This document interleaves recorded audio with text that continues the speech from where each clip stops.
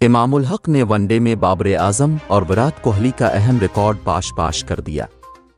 इमामुल हक ने पाकिस्तानी बाबर आजम और Indian star Virat Kohli का ऑस्ट्रेलिया के खिलाफ बैक टू बैक सेंचुरियों का रिकॉर्ड तोड़ दिया है।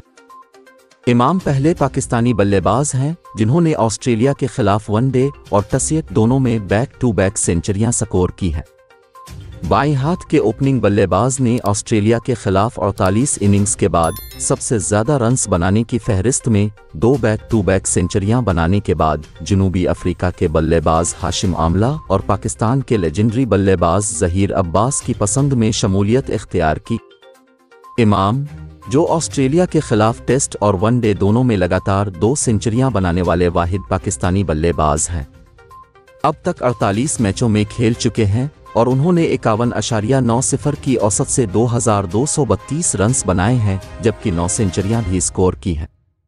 चार्ट्स में सरफहरिस्त जनूबी अफ्रीकी बल्लेबाज हाशिम आमला हैं, जिन्होंने 58.45 की औसत से 2455 रन्स बनाए हैं, जिनमें 8 वनडे सेंचुरियां भी शामिल हैं।